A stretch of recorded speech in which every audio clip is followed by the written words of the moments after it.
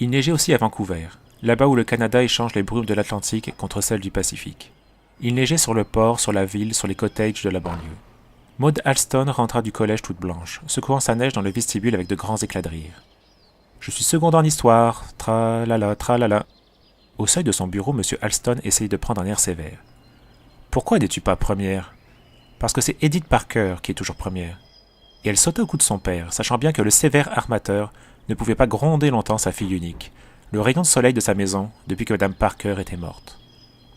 Dans la salle à manger, tante Nellie distribuait des tasses de thé aux trois aînés, Mark, Eric et Robert Alston.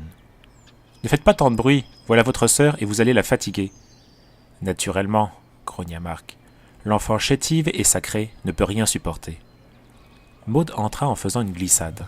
« Ce thé n'est pas assez fort pour moi, tante Nellie. Robert, passe-moi le sucrier. »« Princesse !» cria Robert en obéissant, pourtant.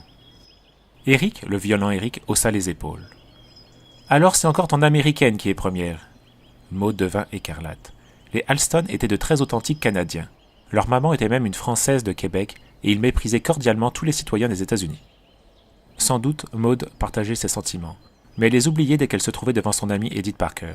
D'abord, elle n'a jamais habité qu'au Canada, à Victoria et à Vancouver. Et puis, elle est très malheureuse. Maud, l'intransigeante et orgueilleuse Maud, prit soudain une voix douce. Si vous la connaissiez, vous ne diriez pas du mal d'elle. De même que Marc a mauvais caractère toute la journée, Edith est bonne du matin au soir. Oh, mais d'une bonté dont vous n'avez pas idée. Les têtes hirsutes et brunes des trois garçons oscillèrent un peu. Pourquoi donc est-elle si malheureuse? Maud revoyait le touchant visage encadré de beaux cheveux d'un blond doré, les larges yeux verts aux sombres cils. Jolie et charmante, Edith Parker était habillée presque comme une pauvresse. Sa vieille robe noire ne tenait plus que par des reprises. Ses souliers avaient d'insidieuses petites fentes. Elle est très pauvre. Son père est mort dans un incendie l'année dernière. Sa mère donne des leçons de piano, bien qu'elle soit malade.